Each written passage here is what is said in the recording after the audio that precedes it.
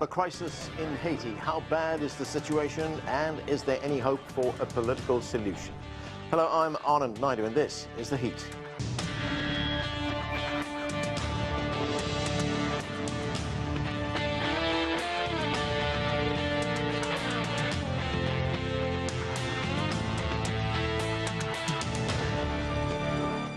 The crisis in Haiti continues to worsen. Deadly violence is on the rise, and there are growing humanitarian concerns.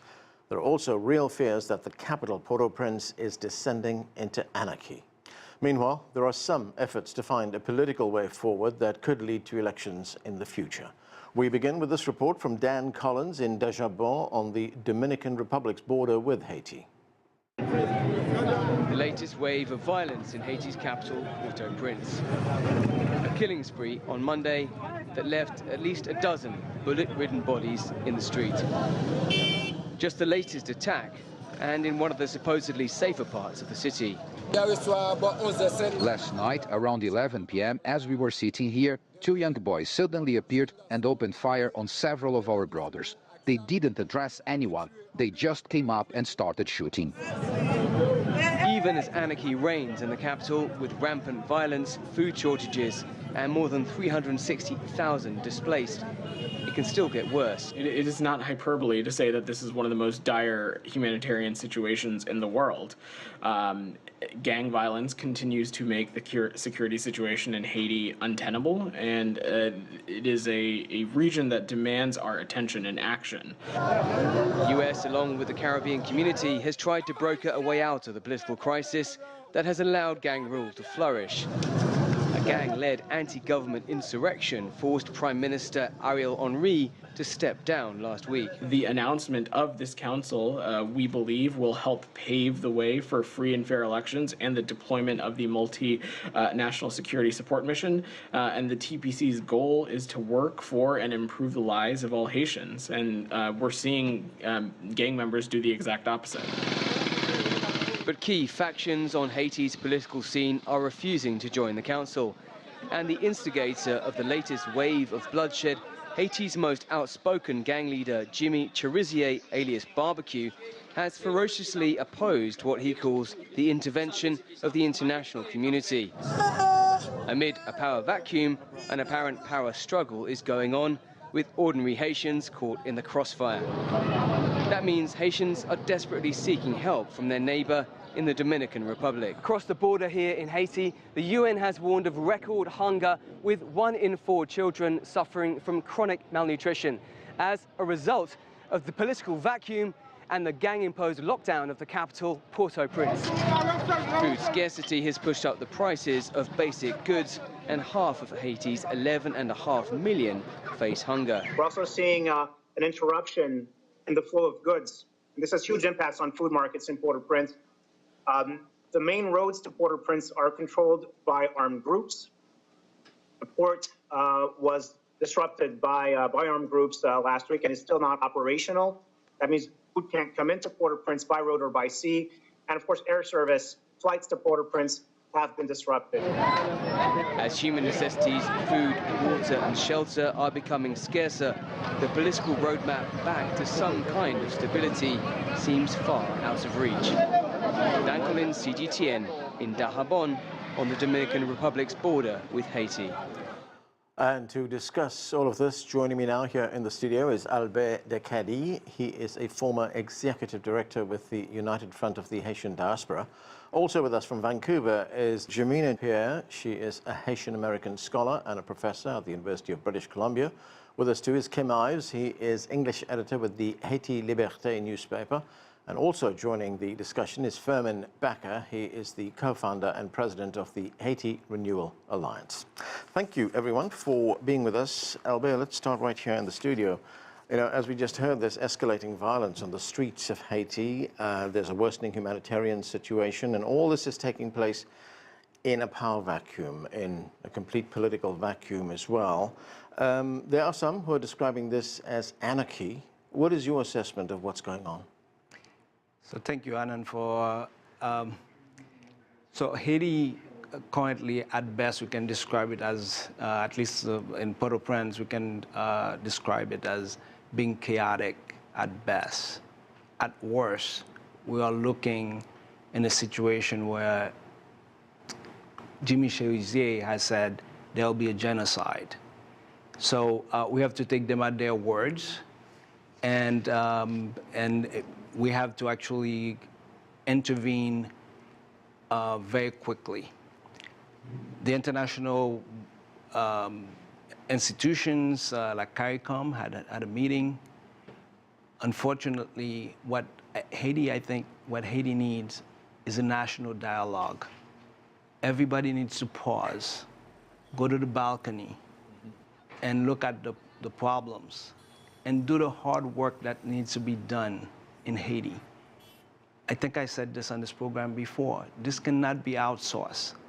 Any program that does not have the backing of all the people in Haiti, such as having an event in Jamaica, you're already not inviting everybody. Yeah. And they're doomed to fail. We in the diaspora have been sounding the alarms for many years to have fair and open election, to allow people in Haiti to determine their destiny and to help build the institutions. The efforts have not been there for one reason or another. And this is what Haiti needs right now, a national consensus, a national dialogue for people to find common grounds to actually have the country move forward. And I mean, everybody should be on the table. Mm-hmm. Not that I'm advocating negotiating with gang members. Currently, they are the most armed and have control of the city. Yeah. They must be part of the future of Haiti in some way, some form, even if we're not going to absolve anybody of their crimes that they've done, but they have to be part of the solution. Otherwise, they're going to continue to be part of the problem. All right, let's go to Vancouver to Jamina. Jamina, great to have you with us on the show. So give us some context. How did the situation worsen so much in the last few months? Actually, in the last few years, since the 2021 assassination of President Jovenel Moïse. I mean, what is driving the violence and chaos right now?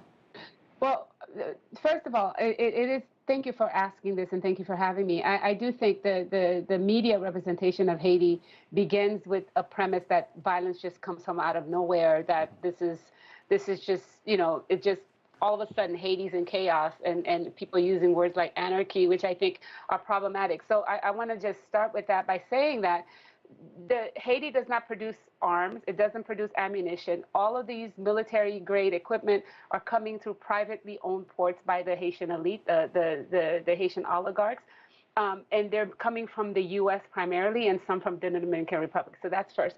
The second thing I want to say is there's a power vacuum because there's a long history, at least for the past 20 years, of nonstop international meddling in Haiti's politics. And so if you know that the U.S., for instance, Canada was behind a coup d'etat in 2004 that brought down Haiti's elected president, and then the so-called international community, through the terms of the core group that they created this foreign group that basically controlled Haitian politics from 2004 till the present, that brought a so-called peacekeeping mission that actually ended up being one of the most violent occupations of Haiti through the UN, where you had cholera brought in, thousands of people killed. Yeah. And so I do think that's important because, and then the U.S. changed the election results in 2010 that put in place this criminal political party, the PHTK. And so, and under that, we've basically had the destruction of the Haitian state, no elections since 2016, and we have no elected officials. And that's under the tutelage and the control of the international community. So I do think we need to first start with who caused this problem and why we're there in order for us to come up with a solution to get out of it. Well, Jamina, let's look at the recent political developments. We had the Prime Minister, Ariel Henry, who was unelected. He resigned. There's now this effort by this grouping known as CARICOM to help form a transitional council. I want to play you a little bit of what the president of Guyana had to say about that. Let's listen. We in CARICOM are very optimistic. I think among all the stakeholders, all the partners here, and these are the partners for Haiti, for the people of Haiti, I'm very confident that we have found commonality and we have found a common path through which we can support a Haitian-led solution and a Haitian-owned solution. So, Jamila, here we hear the president of Guyana being very optimistic, saying that this is something that can work. I mean, do you share those sentiments? No, so you have the president of Guyana talking about a Haitian-led solution. Let's start with that. Let's start with the fact that this meeting happened in Jamaica under the auspices of the U.S. who paid for it, and that the U.S. is hiding, Blinken is hiding behind CARICOM.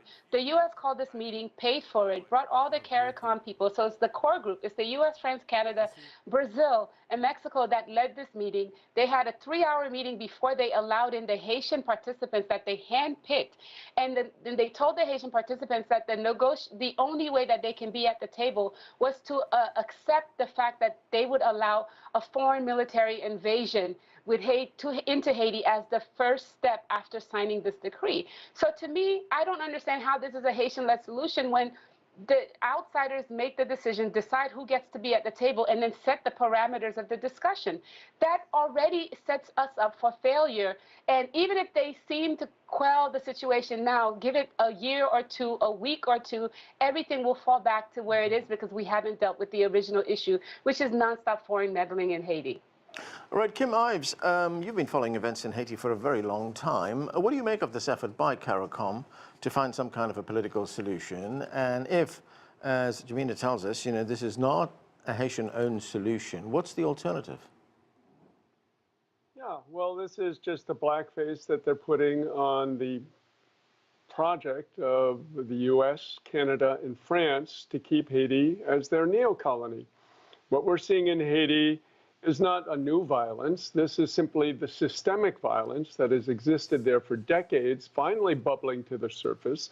And the modern-day slaves are rising up. In 1803, we would have said, oh, Jean-Jacques Dessalines, he's a madman. Look what he's doing to the country, burning cities, etc. No, this is what happens when you are deaf to the cries, the anguished cries of millions of Haitians who have been living in hunger and poverty and under the boot of U.S., French, and Canadian imperialism for the past century.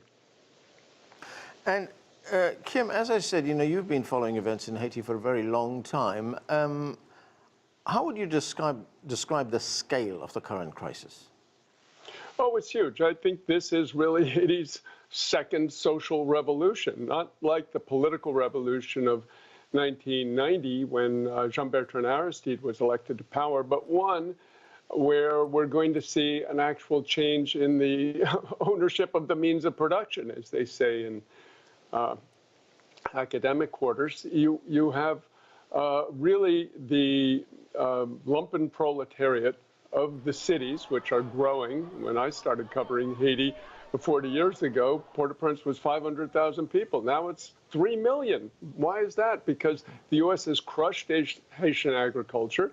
All the peasants that were growing rice and sugar and other things in the countryside are now living in the city, hawking bottles of Coca-Cola on the streets. And they can't live like that anymore.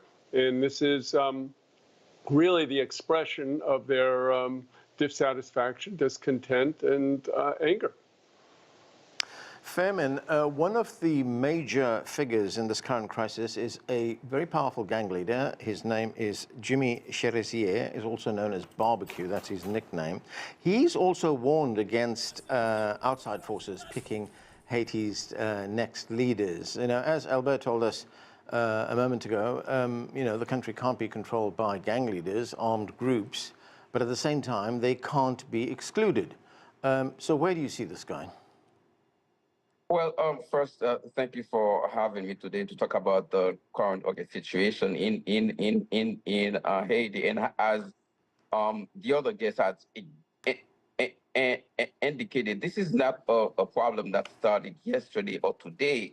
It's a combination, or I should say that it's problems upon problems upon problems. But one thing that I would like to point out, as much as people are talking about Haiti, what we are witnessing is concentrated mostly in the capital, a country that is nearly the size of Connecticut, and the rest of the country itself is not experiencing the level of violence that people are experiencing in the capital.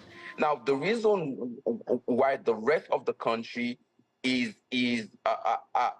but paralyzed is because there is a highly concentration of the major infrastructure in the capital. As a result of that, the rest of the country is suffering. Now, just to come back into Clarice,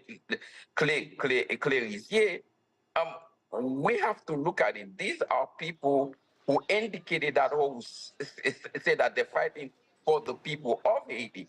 At the same time, they are the one also that are causing the instability of the violence that we see. So they're fighting for the people, but also they are killing people as well. So how could you be part of a solution when you are the one causing the problem as well? If you fight for the people, but you can't be killing the people at the same time. So we have to take what he's saying, or his implication within the solution in the context. Is it really they're fighting for the people, or they're fighting for the power and controlling the resources of the country?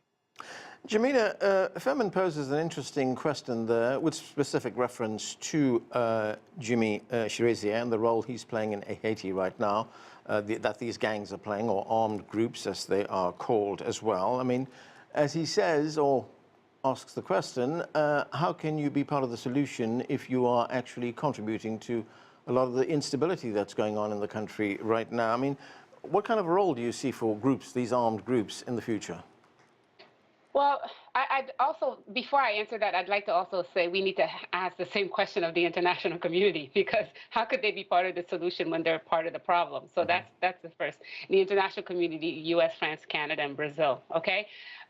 I do think I'm very careful about what I call gang and what I don't call gang. I think, you know, coming from North America, the word gang has all kinds of terrible connotations, including racist ones, because they're always linked to Black people. I think these are a lot of armed groups that are there. There are different factions. I think part of the problem is that the elite have always funded young people to deal with their enemies and so on and so forth. The politicians have funded young people to do that. And I think one of the things that we need to do is think about, well, how is it that these guns are coming in? And how is it that we cannot close the ports? How is it that we cannot stop, impose an embargo on the ammunition and the guns to stop that? But I also think, you know, the people have been protesting for years. And one of the things that happened, and that's why I'm weary about the term gangs, is that the politicians used to refer to the people who were protesting as gangs and bandits in order to dismiss the protests of thousands of people on the streets. So I do think there needs to be a conversation with all these people. And I also think the Western media has a tendency of picking one boogeyman, one person, to make it seem like that's the person, that's the problem of all of Haiti, when the reality is, you know, people will say that even Chirizier is actually not the most powerful armed person in Haiti. It would be some other group, like this guy named Izo, who recently published a video of him in his paramilitary outfits. And so I want us to step back from focusing on this one individual and thinking about the problem holistically, about why it is that Haiti is a country where the majority of the population is under 24. These are young kids. Why is it that their access to are to arms and ammunition, but not to social services, infrastructure, and so on and so forth? That's the way I can answer it. And until we have that conversation and talk to these young people, we cannot move forward. And I do think they have to be part of the conversation. Okay, Albert, you were saying earlier on that what's needed right now is immediate intervention. What kind of, to bring the levels of violence down, of course, what kind of intervention do you see happening? I think the Haitian community or the Haitians actors in Haiti right now, I don't think they are negotiating in good faith for some reason. I do think that they could use some help in negotiation skills. And so I'm calling for this national dialogue. And in order for that to happen, what you see happening in Haiti whenever that kind of conversation comes up is that you'll have, oh, I will not go on the table as long as there's this person on the table. And I don't think we move forward without passing that step where everybody gets on the table. We have to agree on that, and we have to agree on what type of society we want to build. Like Janina just mentioned, that we want to have social services for these young people. You ask her regarding what role they can play, as you know, they have arms right now. I don't see they don't have a role with arms in their hands. Yeah. We want to change the paradigm to a point where these people do have work. Yeah. They're becoming good citizen and be part of the society. But we have to give them that chance to do that. One thing that was mentioned by Janina, which is very, I want to accentuate that, is that who's arming these people? Yeah. We have an arm embargo. The state has an arm embargo on it. Yet the armed groups, I will call some of them gangs, because they're not a revolutionary group. They're not trying to overthrow just the government and change the system. They are also blocking the roads and taking houses of regular citizens in Haiti. And they have to decide what is it that they want to achieve before, you know, so where's the plan? There's a lack of plan to move forward. Yeah. And we need Haitians to decide that. Jimmy Cherizier has said in the past that his goal is to change the system where 5% of the Haitian people own 95% of the country's wealth. Well, that is a change that needs to occur in Haiti. Who has control of the borders, who have control of the ports, who have all the franchises in the country, who is allowed to do business in certain type of commerce in Haiti. That needs to change. However, his tactics, I don't think, is leading to that. Yeah. So I would ask these groups to sit and think and get advisors to move from this arm stand that they're taking, which is not leading the country anywhere, and it's actually hurting the people more. It might lead to some revolution where we end up giving the power to people who have no plans. And fortunately, if that's what happens, the country is going to get into a worse quagmire. Right. So at this point, we need this dialogue. We need to sit and talk, take a pause, take a 2 months ceasefire, right, and bring everybody on the table. We could use any help to help that negotiation happen, but not the dictation of what should happen. Right. Kim, of course, the United States has had a long history of interference in Haiti, but now it is saying that it will not impose any kind of solution, nor will it send troops to Haiti. But of course, it is a powerful neighbor of Haiti right now. I mean, to what extent has U.S. interference in the past brought us to the situation we find ourselves in today? It's completely brought us to this situation. But just to respond to what's being said, I don't think that this crisis is the result of a misunderstanding and that it's a lack of communication. This is a clash of class interests. This is a revolution where the underclass is saying we need change. We've been saying it for years, for decades. You've done nothing, and now we are going to take it. And that is what we're seeing. That is what we'll continue to see. Jimmy Cherizier, he's been targeted. And as Jemima was saying, why aren't they talking about Isa or La Mort Saint-Jour or Vitellum Innocent? That's because these guys who were hired by the government in the past to basically fight Cherizier, who has had this revolutionary project for quite a while. And he's been trying to unite this underclass to say, let's not shoot at each other. Let's shoot at the guys who are hurting us, who are oppressing us, who are keeping us down and exploiting us.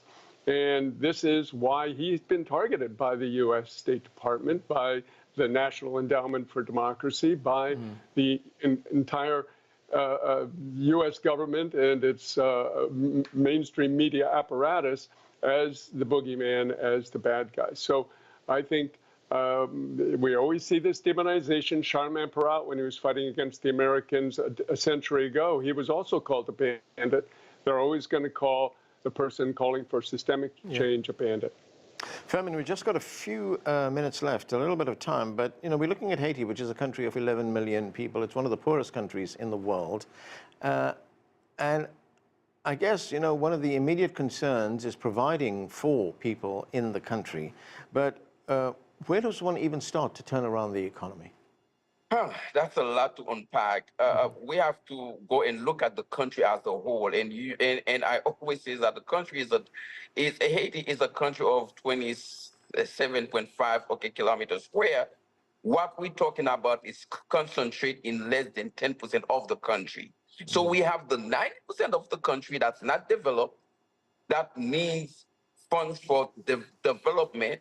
But here we're talking about just the concentration in the capital of Port-au-Prince, which is 1 out of 146 communes. Yeah. That's causing all the problems. So we need to have a paradigm shift and look at the country as a whole and see where we can invest in the country, not into the Republic of Port-au-Prince, but invest into the entire country itself and move resources and opportunity to the other parts of the country, so that when one is suffering, the whole is not suffering. I think that's the conversation we need to have. Yeah. What kind of country are we looking for in the next 10, 20, or 50 years? Okay, Jamina, very quickly, very briefly, I mean, what do you hope will happen next? I mean, what are realistic expectations? The realistic expectation is that I hope that people don't think doing the same thing over and over again and expect a different result. My worry is that people have agreed to this foreign international intervention. That is not a UN mission. It's a non-UN mission of basically sending mercenaries into Haiti. And I hope that's not the problem. I do think people need to, the U.S. needs to step back and allow, you know, countries like Honduras, the CELAC organizations in Central and Latin America have stepped up and said that they want to be part of the conversation. And I think Haitians would trust those people as outsiders before they would trust any Europeans and American solution to the problem. And I do think we need to really be careful. It is Port-au-Prince that we're talking about. The rest of the country, the commercial airport in northern Haiti has actually opened. And so we have to also be careful in terms of how we think about Haiti, but we also have to really continue to listen to the local people on the ground, not just the politicians, but the people in the popular neighborhoods that actually have been speaking and have been calling out for dialogue and conversation to deal with, to do for themselves what needs to be done.